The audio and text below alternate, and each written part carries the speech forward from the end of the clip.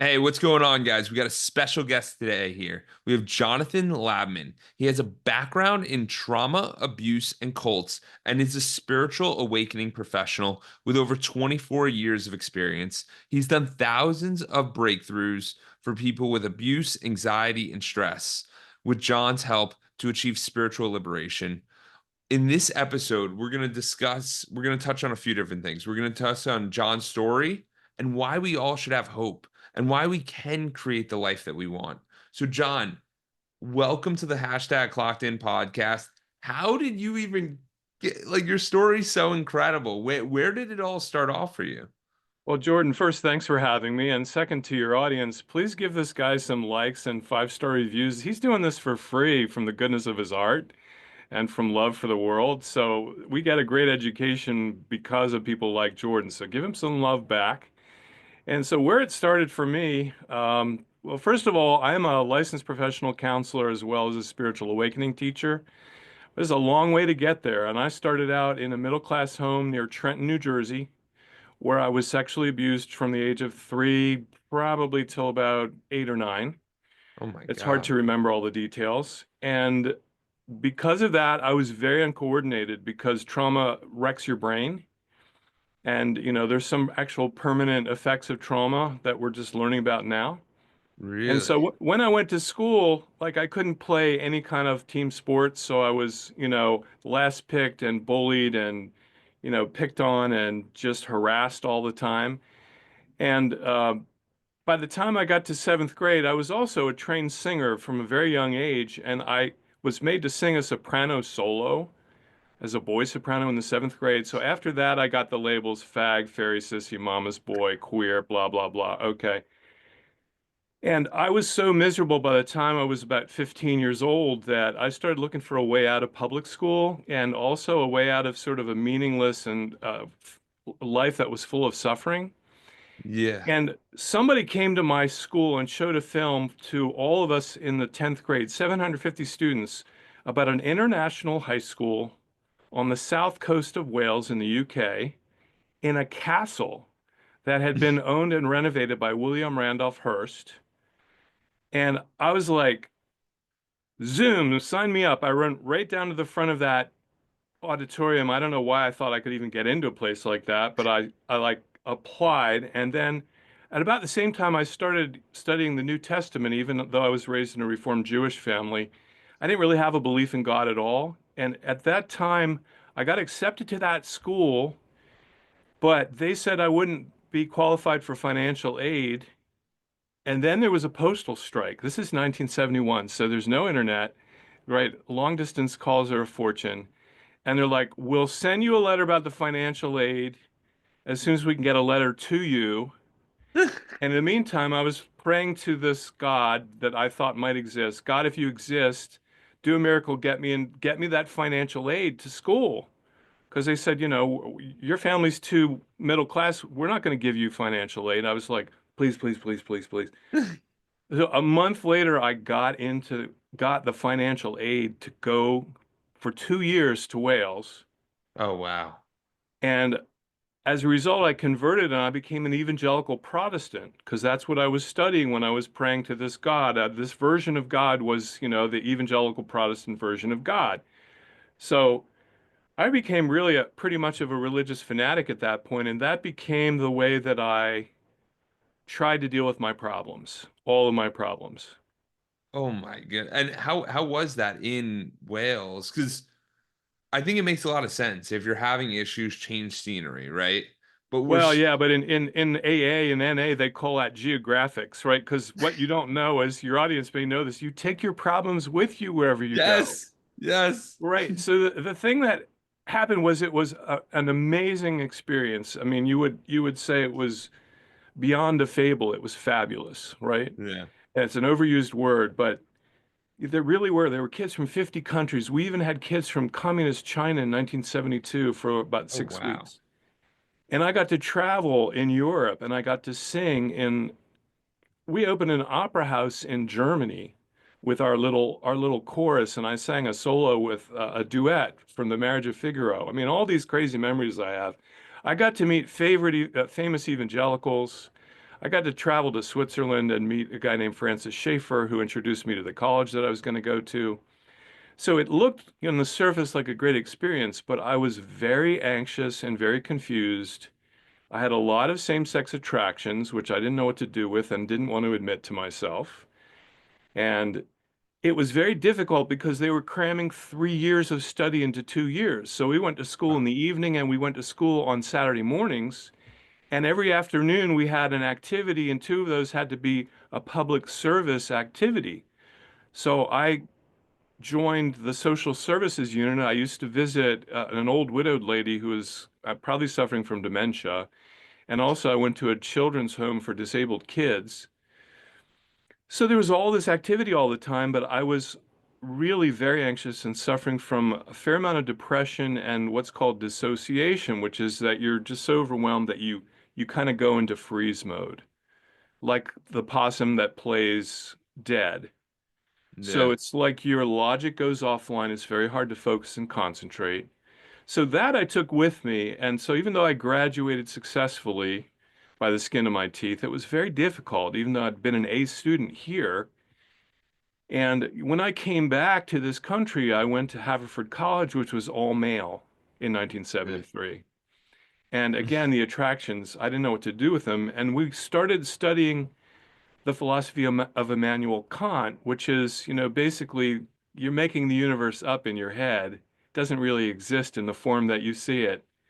And I'm like, okay, I really started to have a spiritual experience of dissolving into everything else, but I thought I was going crazy.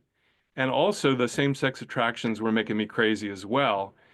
By the end of that semester, I really had a nervous breakdown, and I left school after one semester. I thought I was going to flunk, but I Really? got So, I got so A's and it's B's, but I really felt like I was flunking because my whole life was kind of falling apart again, and I was dissociating again like I had at school before.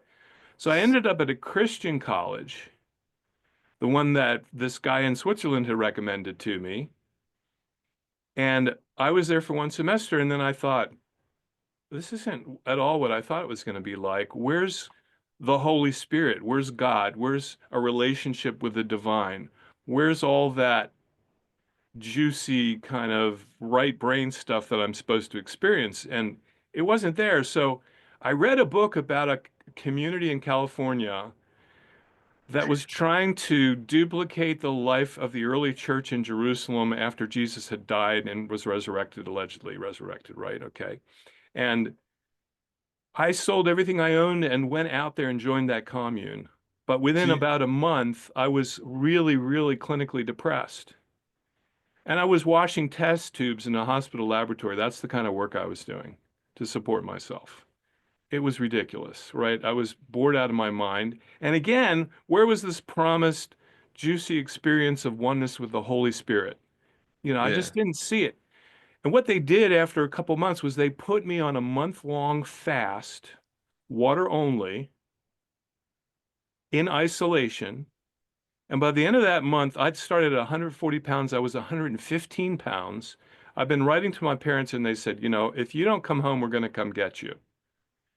And the people in the community said, well, this worked for a woman with postpartum depression. It should work for you, but it's not working for you. And you can do whatever you want. They can't come and get you. And I'm like, yeah, I better go home because I don't know what the heck's going on here, but I feel worse and worse.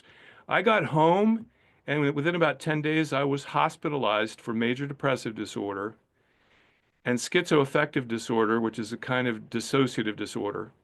And I was put in a locked ward in a private mental hospital and given electroconvulsive therapy, shock therapy, three Oh my times a week. goodness. And every time I was about to have that treatment, I thought I was either going to die or going to lose my mind entirely, lose my identity. So after 2 months of that, my parents took me out of there. They didn't think it was doing a good enough job. Eventually, I got into a rehab program, went back to school to the same college. In the meantime, my parents announced they were getting a divorce. Yeah. So after all this instability, I had to stay at college that summer. Oh And my. then, there was no home to go to anymore. there, my father was already married to his second wife. He didn't have any room for me. My mother didn't have any room in her, one bedroom or two bedroom apartment, whatever. I was like, on my own suddenly. So I survived that first summer, but then during that next year, I was invited to go to a community up in the Valley Forge, Pennsylvania area. That was, one of the churches that formed the denomination that created the college I went to, right? So it So it was was you. So it was you constantly looking for these different areas and these different groups and being accepted somewhere. I was looking for love and family, and I was looking for God and peace and all these things that were promised in the New Testament and by all these Christian people that nobody delivered on. And, but, nobody, including me, knew that I had been traumatized as a kid. I didn't remember that for, another 30 years, until I was 52. Oh my God. And I wasn't going to deal with my sexuality. I thought being gay was a death sentence. And in 1969, 70, 71, it was. You could be Yeah. killed for being gay. And if you were in the wrong place at the wrong time, you would be. So I was like, just immerse me in my religious life and my relationship with God, and everything will go away, everything will be fine. But the community I ended up with in the Valley Forge area, I took vows to be a member there for my life, my whole life, right? Like wedding vows, right? Like you just got married, Yeah. right? Yeah. And you're supposed to obey them in doctrine or, interpretation of the Bible and in your life. So they had final say over everything you said, did, and thought. And just after I went back to school for my last semester, the elder that I had stayed with that summer and his whole family was excommunicated. And that means he was considered an apostate or somebody who was going to go to hell. Oh wow. And I'd stayed with them all summer and they'd been really nice to me. So I was a little confused, to say the least. But I made a promise to God, I thought, so I stayed. And over And 6 years, that place devolved into a brainwashing cult. So, And that's the most interesting thing because people don't realize that the circles they're in, and I want the audience to realize this, that when you're in different circles, like yeah. you guys might want to make more money. So like if you look around and all your friends are making a similar amount, then you might have to go find a new circle. Or if all your friends are, you want everyone to get in shape and all your friends are a little bit heavier, then you might need to find friends who are very much in shape. The reason I'm saying this is because the people you're around cause you to think differently. So the benefit of this nowadays is that you can just turn on this podcast, get some different perspectives, and think about this a little differently. But when John's going through this in 1973, 1974, 1975, there is no phone. There is no other perspective. There is complete immersion, in which case the only way out is mentally out, which he said he was already struggling with. So I just want to clarify that just because it's very important for us to realize that we can create our own environments, but like back at that time, it was very difficult and challenging to do that.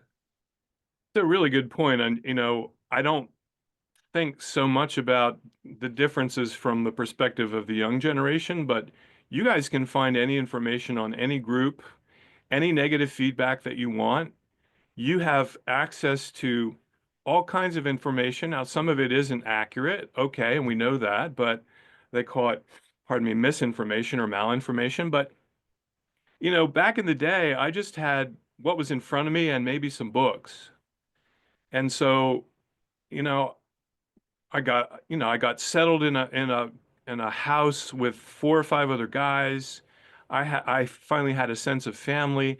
The woman who initially talked to me, who really ran the cult, gave me more love in 2 hours and more attention than anybody had ever given to me in my life. So it looked like there was somebody that was finally going to love me and understand me and help me. And what I didn't realize was I was going through what we call in psychology a repetition compulsion. I was finding somebody similar to my abuser who had looked like they were going to give me love and then turn that love on its ear and turn it into fear and terror. And over 6 years, that place devolved into a brainwashing called every move you made was watched.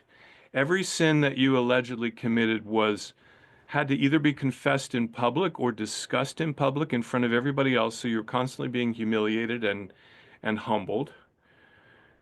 It was excruciating, but it was familiar, right? So Yeah. when we grow up with trauma, discomfort, insecurity, anxiety is familiar. It feels like who we are. Yeah. And so it was like, okay, well, this is kind of familiar. So, and I made a promise, so I'm sticking around. Well, toward the end, somebody tried to burn the church down. No way. No kidding. And rather than the elders and this woman behind them, rather than them saying, oh, it must be our fault, we're just, creating bad juju in the neighborhood, they said, all of you guys who are in the church, you're hiding secret sin. Even though you're Christians, you've been living this, incredibly intense life, giving a tenth of your pre-tax income to the church, keeping the Sabbath holy on Sundays. We weren't allowed to work, no electronic media, which was television and radio in those days. And you're in church all day. And by the way, we're also celibate, all of us in our early 20s, totally celibate. We weren't allowed to touch ourselves. No Wow. kidding. It was crazy. And after all that, they were saying, you guys are hiding secret sin, so you're all suspended from communion. You're all going to be excommunicated if you don't fess up your secret sin. And finally, about 6 months into that process, I said, guys, I think I'm gay. I have all these attractions. And they were like, yeah, we don't think that's it because you never acted on any of that. I'm like, what? What else is there? I don't have anything else to hide. What do you think I'm Yeah. hiding? I didn't remember that I'd been sexually abused as a child. That was Yeah. totally not in my memory at all. It was dissociated. So for the next 6 months, I had this, double bind your audience may be familiar with. Somebody gives you two choices. My Yeah. choices were this. If you're gay and you leave the church, you're going to get AIDS and die and go to hell because this was 1984 and AIDS epidemic was raging and there was no cure.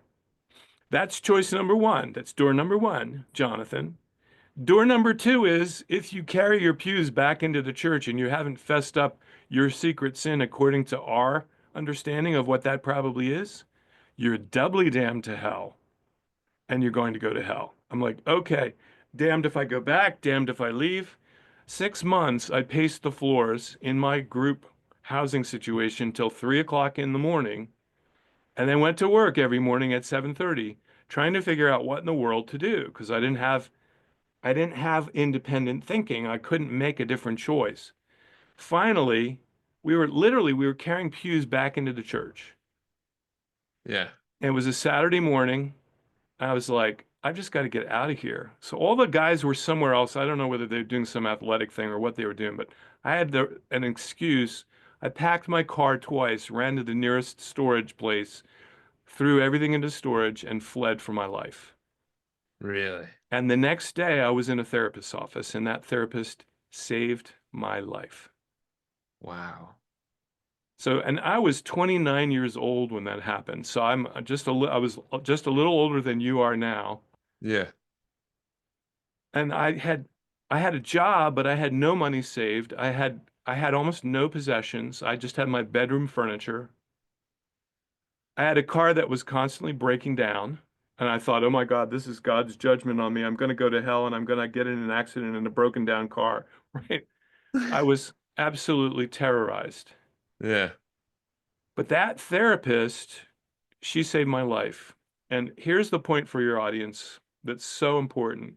You can go through all kinds of crap, guys and gals, and listen to all kinds of people give you all kinds of advice about your life, and you can end up feeling absolutely hopeless and in despair, like you can't do anything about your life. But somewhere, even in the brainwashed person like I was in those days, somewhere inside of you, there's a voice that says, yeah, I don't know about this. Maybe they're not really right. Maybe I'm really not going to go to hell. Maybe they're wrong about everything. Or maybe I ought to at least ask a question about whether they're right. Because we weren't allowed to ask whether they were right or wrong after a while. We couldn't question anything. So that therapist first thing she said to me was, I was like, I feel suicidal. She's like, why are you here then? I'm like, what do you mean? Well, she said, if you were really suicidal and didn't have any hope, you wouldn't be in my office. I'm like, oh, you mean oh, I really have hope. She uncovered that I had hope. She Yeah. uncovered that there was something inside of me that knew better than the cult, the brainwashing cult that I had lived in. And over the next 18 months, she and I uncovered all of that. What was true for me? What was I feeling? What was my sexuality? What was my orientation? What did I want to do with my life? And that woman really, she saved my life. She also gave me a pattern for what I wanted to do with the rest of my life, although I didn't get to it for a while. Because the first thing I wanted to do was I wanted to go to New York and be a Broadway singer. Oh my God. But I want to just take a moment here because it's so important that when we change our inputs, we can change our outputs. So Absolutely. when you start getting different insights, it can change your perspective completely. And even though John, the past 29 years had so much damage, abuse, being in the cult, like all of it, it Right. allowed him to open. He knew better deep down. And there's a lot of us who know better, and we know that we have more opportunities and we can do more. Right. So, but the funny thing is, when we do stuff, we always have to do it for everyone's like, oh, you got to make money or you got to do this or you got to, but there's many different ways of payment. You know what I mean? So it's that understanding of better understanding the world and having a more holistic perspective that really gives to that. So it comes down to not just, hey, what am I doing right now and what's making money, but it's like, what do I even enjoy?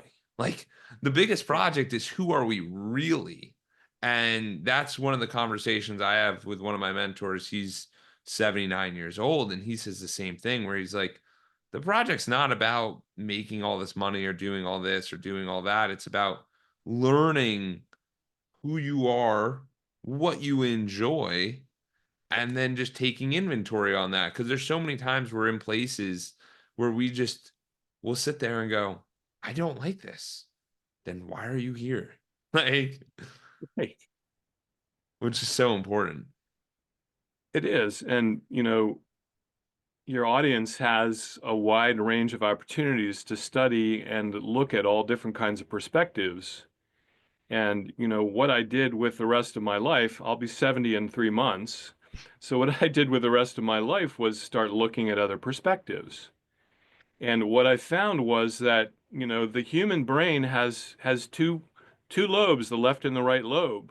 Just mentioning a book I'm reading called Whole Brain Living by Jill Bolte Taylor. It's a really great resource for your audience as well. I'll be mentioning my own book later. But she basically says you need to develop your left brain, which is all your logic and your words and your interaction with the world and your survival instincts. But you also need to develop the right brain, which is your interaction with spirituality, with what we would call the ineffable, with the universe or God or the absolute or whatever name we want to call that. Your sense that you're actually part of a whole is in your right brain. Your sense of the fact that this present moment is all there is and it's an eternal present moment, that's in your right brain. And what I found over many years is you have to develop both sides. So I've worked both as a psychologist and as a spiritual awakening teacher because psychology works great in the left brain. The right brain, you need what's commonly called spirituality for that. Because if you don't have that and you keep trying to go after what your ego says, your ego is the source of your problems. So if you can transcend your ego, which is what the spiritual enlightenment is about, most of your problems are going to fall away. Not that it's not hard to be here in the physical body in the physical world, because it is. Everybody knows it is, and lately it's gotten harder, right? For sure, it's gotten harder. Absolutely. But we have the capacity to deal with all that. But the thing is that nobody teaches us how to even be a human being. Yes. Right. So you don't learn how to deal with your thoughts and your feelings and your physical sensations in school. They don't teach you any of that. They don't teach your audience and you and me that 90 to 95% of our thoughts are false. False. Right. Ask any cognitive behavioral therapist about that, any psychologist. Not only that, they don't teach you that those false thoughts produce very strong negative emotions: sadness, fear, and anger. And so a lot of the suffering that we have in our lives is self-created because we believe thoughts that are actually false. And false thoughts, whether spoken outwardly to a lie detector machine or spoken inwardly just in our own head, produces a physiological response called an adrenal release. Hello. Why does the lie detector machine work? Because it measures the adrenal release results. Heart rate increases, respiration increases, perspiration increases, blood pressure increases. Listening to your own thoughts, audience, every day and not questioning whether they're true or not leads to all kinds of adrenal release, all kinds of fight or flight response every single day of your life. Wow. And if your emotion, however, is coming from something real, like grandma just died and I'm grieving and I'm crying and I want to plant a million trees in grandma's honor, so I'm going to take my emotion, which is energy in motion. If it's from a real source, something that really happened, that emotion is energy in motion that leads to insight and wisdom and can lead to action. Nobody teaches us that either. So we don't know what to do when we get angry. We don't know, is my anger coming from something real, like somebody just stepped on my toe, or am I making something up in my head that's making me angry? And so we make all kinds of chaos in our lives because nobody ever teaches us how to deal with thoughts and feelings. So your Yes. whole left brain is constantly confused, and you're making all kinds of impulsive decisions that are destructive. And And you're right.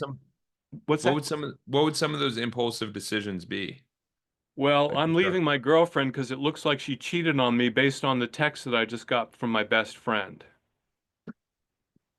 Right? So my best Instead of friend, going right to the source. Yes, the rational yeah, thoughts are missing. Yes. yeah, like, okay, somebody's telling me something, or I think something like, man, where was she for the last hour? She didn't respond to my text. She must be cheating on me. I've Yeah. had clients in my office telling me that's what they think. And what does that do? Then that means he's going to go yell at her, and she's done nothing wrong. And she's going to say, well, F you, buddy, out of my face. I don't want to deal with some crazy who's making false accusations about me. That's just one example of what we do. Yeah. No, absolutely. I appreciate that because it brings it more to light where it's creating this chaos, creating the destruction, creating the um different emotional states that they're trying to recreate, even though they don't realize that that's one of the ones that they hold, even though they might not want to. Right. You know, your audience is holding emotions. That's the other thing. Then we're all taught to repress emotion. Men and women both. I mean, women get a little more leeway for crying, but men and women both in my offices have told me that they're not allowed to express what they feel. Really? Okay, well, what does that mean? So that means now I have all this emotion, I have all this thought. This The false thought has led to all this kind of roiling negative emotion. Now I've got to hold it all in because I've got to look like a good person, and I'm not allowed to be emotional.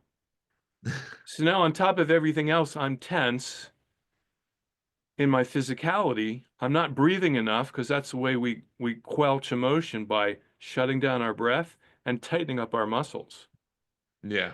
And we wonder why our fathers had heart attacks at age 50 or strokes, right? Yeah. So like all this repressed emotion then leads to more trouble. So what Yes. what I do in my work is I help people to unwind all this suppressed stuff, and in a way that is manageable, not in a way that's overwhelming. It's not like you're going to have a panic attack, when you come work with somebody like me. It's Yeah. like we want to kind of open the gates on the Hoover Dam and let some of Lake Mead out. All that emotional repression is like a big lake of force field water behind us. We got to let that out. Yeah. Once we do that, then people can begin to see, oh, I'm feeling this. Where's it coming from? Or I'm thinking this. What is that producing in my life?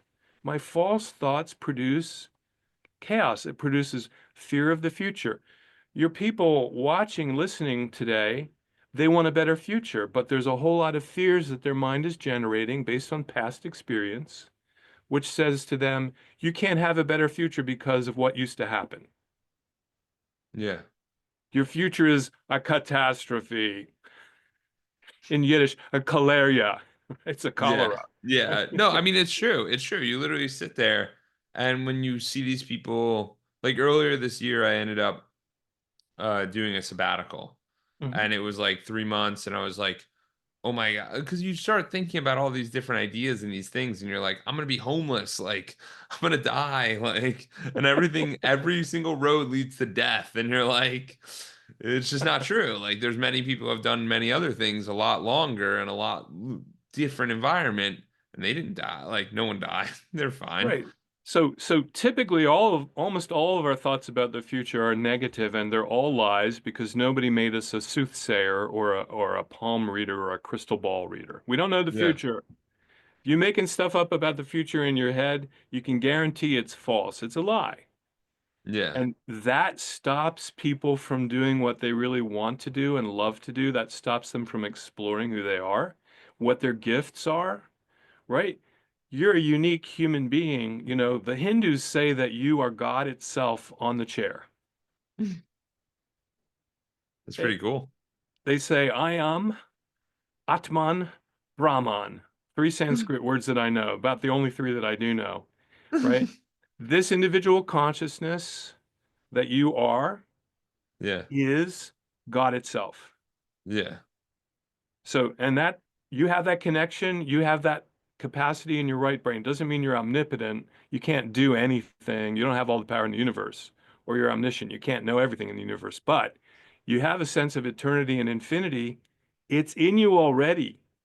yes, And if you're not in touch with that, it's because your left brain is too confused. You need to sort that out so you can get into your right brain. Right brain practices are easy. what are some of Medit those? Meditation, mindfulness, like just being present in the moment. If you're if you walk outside and you just look at the sky and you don't think anything, it'll feel like you're disappearing into the sky. That's your sense of infinity right there. Your listeners, they have a current present moment experience. They can only experience with their senses the present moment. Past and future are all ideas, they're thoughts. They don't exist. Now, we use them as if they exist. The only thing that we can experience as human beings is present moment. So, guys traditionally go hunting and fishing and go play golf because that's where they actually experience the present moment awareness. Yes, and this is something I've realized Or they early on. surf, right? Or they skate or they or ski. or even scuba dive or Yes, doing martial arts or any of these or go on a run like because when you do these different activities it forces you to be present and when you're present you can be so much more of yourself and you feel so much better. That's why you that's right. referenced the wedding. Literally when I got married I before I did I got there like 2 hours before dressed and I gave my brother who was the best man my phone and he's like, "Oh, you don't need your phone." I'm like, "I do not need my phone for the next 8 hours." Like, and that's what I did. I just gave it to him and then I grabbed it afterwards. But there's too many inputs where when you can remove inputs, it allows you to be so much more present. And even these podcasts, that's why like I use the phone as the camera. So I'm Right. having this super present conversation and I might be taking notes, but at the same time, I'm trying to get as much out of this as I can and that's usually what it ends up being is these present moments and then it fills you up because then you could check all the notifications afterwards. You can That's do all right. the activities afterwards. And that's why See, it's good to do these drop downs things. 100%. I think so. And with the computer in your hand, right? I used my Yes. first computer in 1981. It was a word processor. That was all it did, Yes. right? And I ran a word processing department for an engineering firm. So we were like state of the art that, but now you've got the whole world in your hand and it's full of nonsense. Yes. It means it's not related to your present sensory experience, which is where you're connected to reality. So, listeners, if you feel like disconnected and fritzed out and depressed and anxious, first thing to do is put your damn phone down, Yes. turn Yes. it off. I've noticed a lot of that. Yeah, go outside and smell the air, Because literally. when these people have challenges, they'll sit there in the moment, have a moment, and then they'll just start scrolling because it's the disassociating of the Ah, feelings. And you want to actually feel those to reach that underlying pinning of like, hey, why did I actually get pissed off there? Like, why am I really getting there? Yeah. right, your emotions, audience, are your friends. Yeah. Your emotions actually are energy in motion if they're coming from a good place. They will move you in a new direction if you look at them carefully and track where they're coming from. Now, if they're coming from some nonsense idea in your head, Yeah. which I love saying it, okay, then don't listen to them. Yeah. All what do I know about anybody else, what they're saying, thinking, or doing? Nothing unless I ask them. So all my thoughts about other people are false. All Yeah. my thoughts about the future are false, and most of my thoughts about myself are false. And in fact, thought itself is not sense reality. It's nonsense. It's a later recounting by the mental mind of what just happened. So even Yes. when we're not talking felt, true, lived experience. That's Yes. all right brain stuff, and none of us have been taught almost any of that.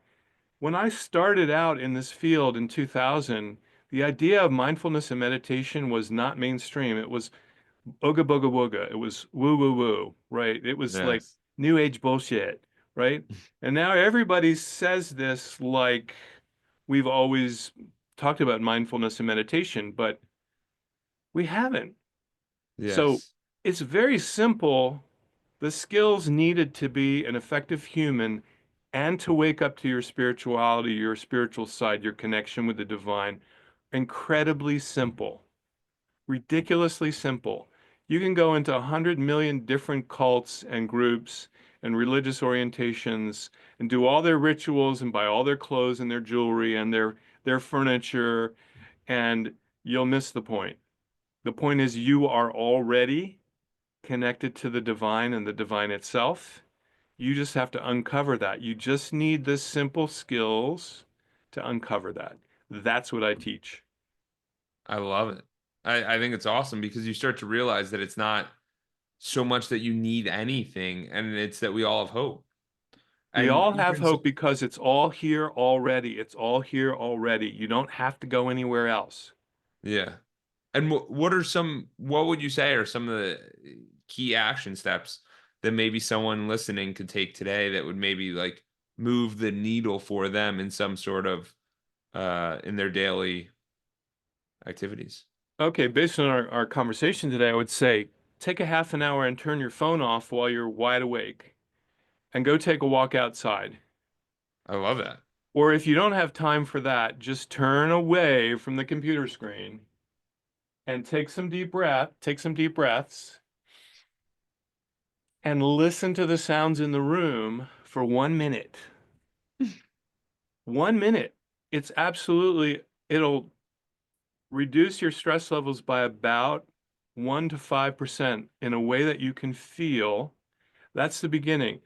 Then, very simply, if you started keeping track of what you thought every day and Yes. what those thoughts made you feel, Yes. just I have exercises in my book about this. So I'm gonna give your listeners my book at the end of this. I love Uh, it.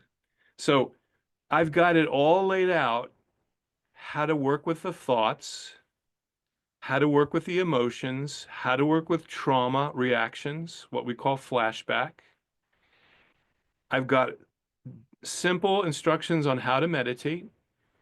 And you can be mindful, listeners, you can be mindful just by noticing what the coffee tastes like. This is actually water, but But you bring up a valid point of actually going into your real emotions because yeah.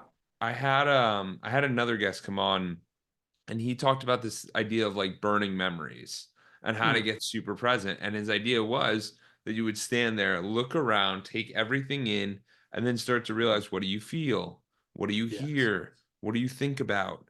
And you'd close your eyes and then you'd go burn it, burn it, burn it. And the idea would kind of come to him and he'd be able to transport himself to those different places because he Hmm. was about to lose his vision and go blind. And it's just this, it's another very similar idea where you sit there, slow down, and realize that the cup is blue. Realize that the mic is black. Realize that the flower looks like a heart. Realize all these things around you because we miss so much because we're trying to be Right. so productive, but yet we're running so many hours of social media time and this and that, and we don't have time and this. But like if we actually did what the real action was, then you'd actually move the needle forward for you. That's right. And it's as simple as stopping to breathe. And I would say even don't even pay attention to your thoughts. The whole point of meditation is that you are going back to sensory experience. In meditation, you're always focused on your breath or Yes. some mantra, which this is another kind of funny way to focus on your breath. Okay. And breath is a sensation, it's not a thought. Yeah. So, what we're trying to do with meditation and with mindfulness and with being present in the moment is get back into the senses. And emotion is a subset of your senses. Yes. So, emotion is really mostly felt along the spine, which people don't even know. People think, oh, when I'm sad, it feels like it's out here somewhere. No, it's actually in here. Yes. But again, no, Jordan, nobody teaches us No, how we even feel emotion.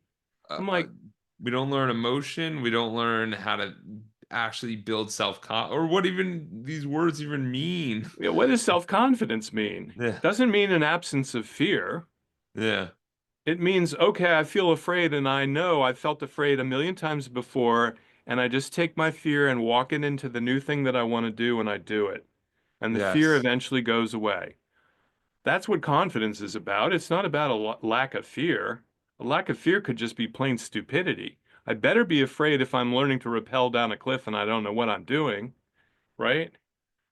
Absolutely, 100%. And it's funny because the more times you do the activity over and over again, and this was even for me, like I've worked out for many years, and we went to a new gym, and I was like, I'm intimidated. Where do I go? What am I doing? And it's like, That's right. do you not know how to work out? And it's like, no, I know how to work out, but like these people are big. Like, I don't know how to work out here. Well, this is an interesting point. So, there's a kind of fear of the new. Anything that's new to us, our animal brain will respond to like it's something dangerous. So, a new yes, person, a new place, a new hobby, a new activity, a new gym, a new place to go for vacation, like Cabo, if you've never been there before, right? All of yes. that can provoke excitement, but it can provoke fear. It provokes an adrenal release. So, so I And mean, you then bring we add a story to that, and the story yes. makes it 5 times worse.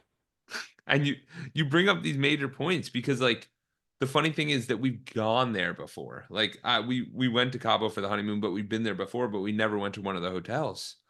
But Ah, we went to this other hotel and it was like an all-inclusive, like a super nice one. And you end up going and it's like, "Oh my God, how could I go to this place and not know about this?" Because there's the two sides of it. Like you're saying, the fear when you go in the beginning, and then you get there and you're like, oh my, this is 1,000 times better than before. And right, but this is true about your friends. This is true about the jobs you have. This is true about the restaurants you go to. This is true about everything. Everyone sits there and goes, wait, that's my favorite Asian spot. And it's like, you never had a favorite Asian spot before that. Like there was a point when you had other things that were your favorite.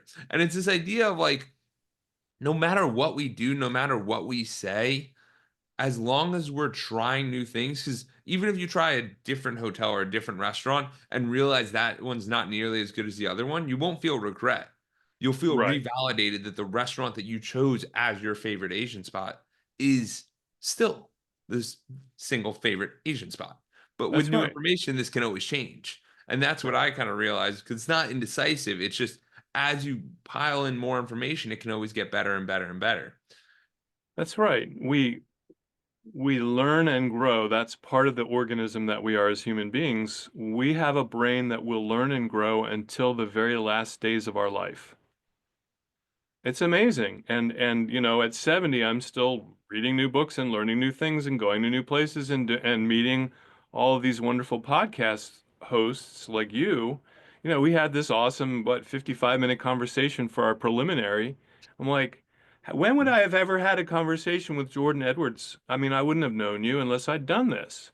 And that's the thing that people don't realize is they set up situations that Hmm. cause them to interact with people. So for Right. myself, as I started this podcast, I think I just posted another one today. So it's episode 210, but there's Wow. still another in the archives. I've been doing it for like 4 years now.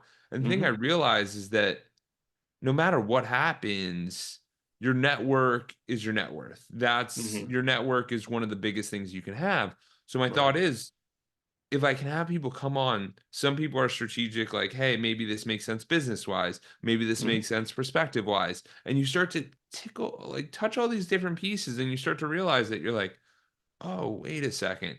That guy is very interesting in this demographic. That one's Right. very interesting in this demographic. And it causes your brain to think differently, which Hmm. I am I get excited about because for Sure. me, it's more about understanding, like, who these different incredible people are, and then it cascades from there because then you start looking at the compounding, and like I have a whole sheet of all the different guests who have come on, and it's like, wait, that guy's that guy, and it's like it combines it all. But you're absolutely right. I never would have spoken to someone who's been in a commune, who the spiritual awakening, does all these different things, Right. if I didn't see the emails and we didn't contact and we didn't get connected and we didn't have those conversations. And it's but my point being here is that if I didn't step into the place of curiosity and be open to being a podcast host, then I Right. never would put myself in a situation to interact with all these different people.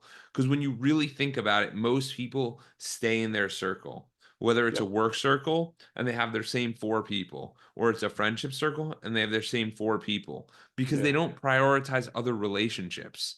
And I Hmm. think that's not always true. I think it's good to meet new people and I think it's good to keep those alive. And one of the tips or tricks that I'll throw everyone out there for the audience is it was just Thanksgiving.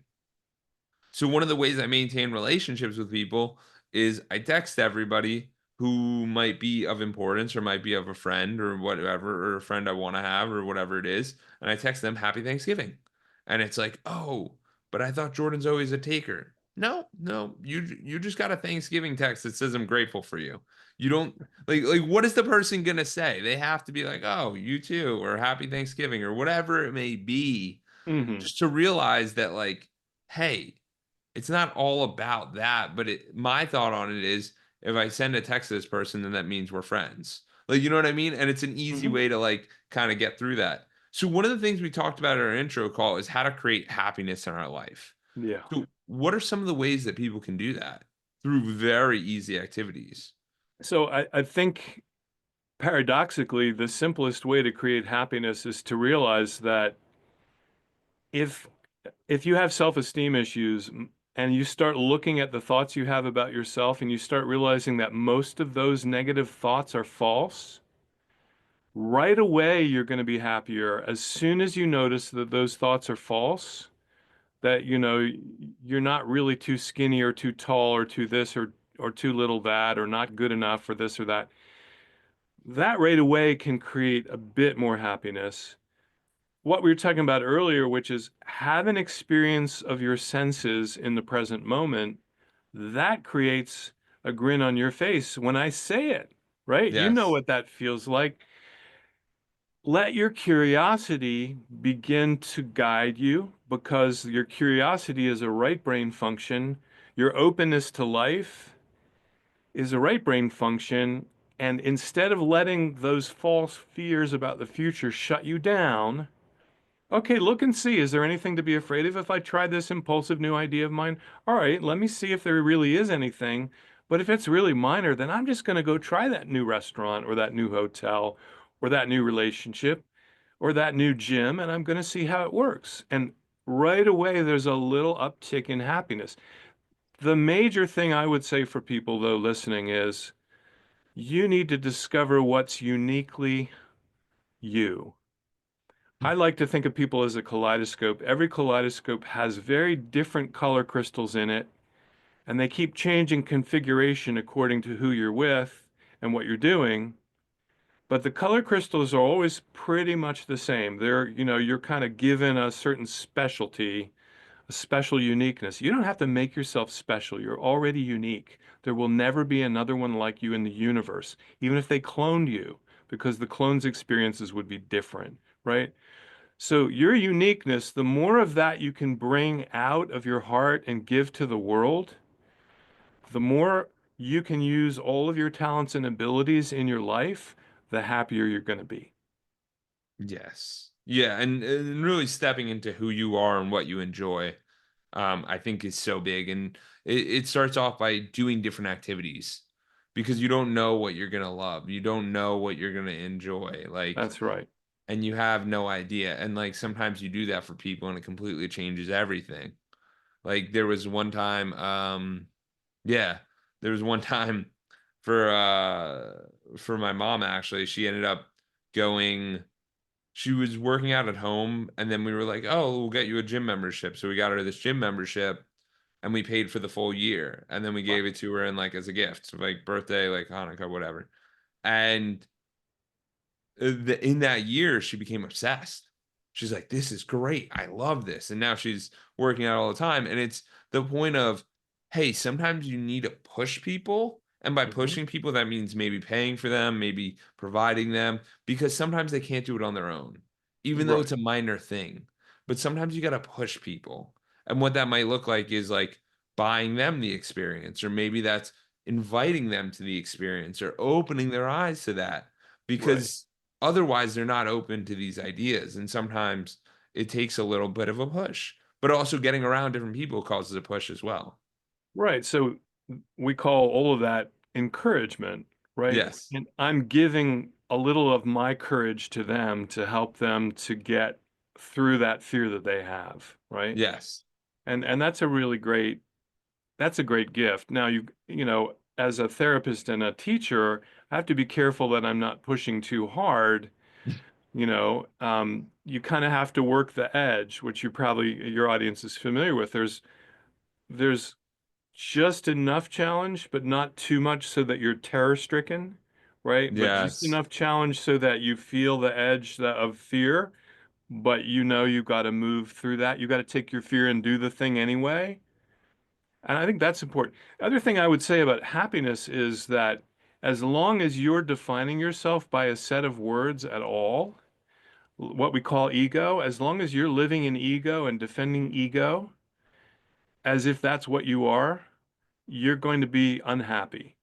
If you realize that ego is like, so the analogy I like to use is you trying to define yourself with words is like trying to put the ocean in a glass of water.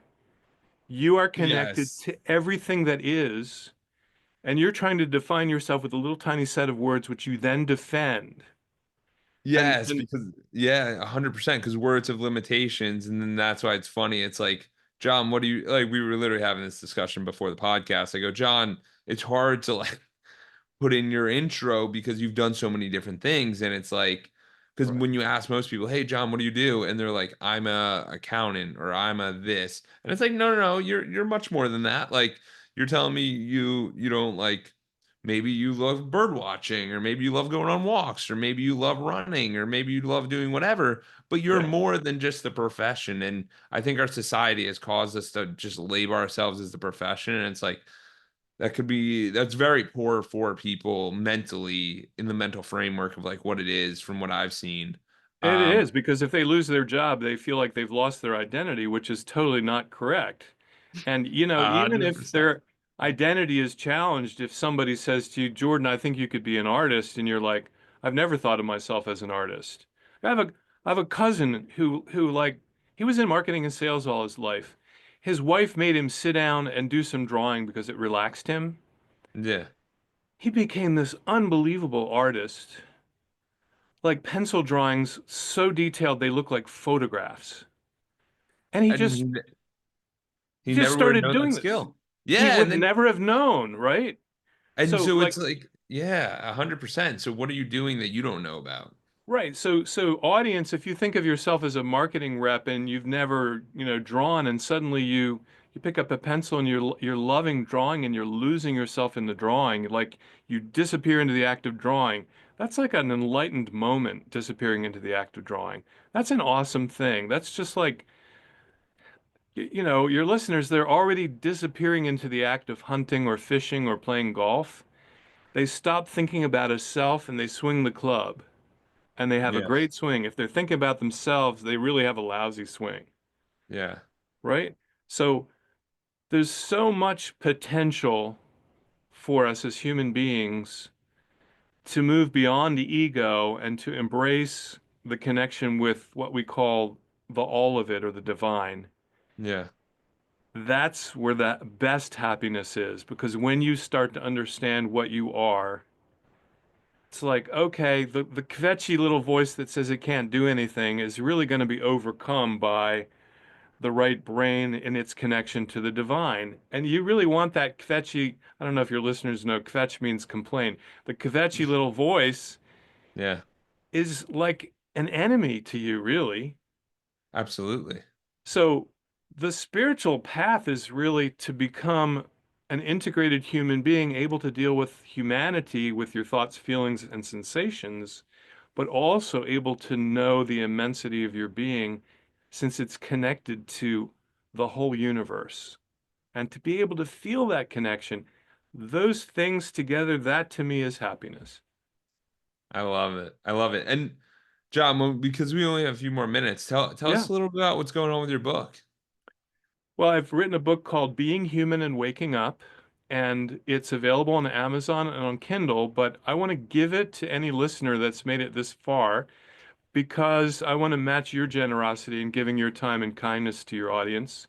So I'm going to give them a free copy of the book. It's a PDF form, and all they have to do is write to me. It's very simple. The word support at simplyawake.com. So SUPPORT, the at sign, SIM as in Mary, PLYAWAKE.com, and just say book, and I will send you a book. I will also send you a link for a free 15-minute consult if you would like one, audience. And the book is really an instruction manual on all the simplest techniques I've found to first inhabit your humanity and be a successful human. Learn how to deal with your thoughts and your feelings and your sensations so that you can also open up to your right brain connection to divinity, to the universe, to all that is. And be your whole unique self. That's what the world is waiting for, and that's what you're waiting for. It's all there right away. And the book is a very simple guide. It's not intellectual, it's not, academic. It's just here's how you do it. I love it. I love it. Thank you so much, John. This has been absolutely amazing. It's been a pleasure, Jordan. I've really enjoyed it. And folks, again, let me remind you, please give this guy some 5-star reviews and some likes and loves, because he's giving this away for free. Absolutely. Absolutely. I appreciate that. Sure.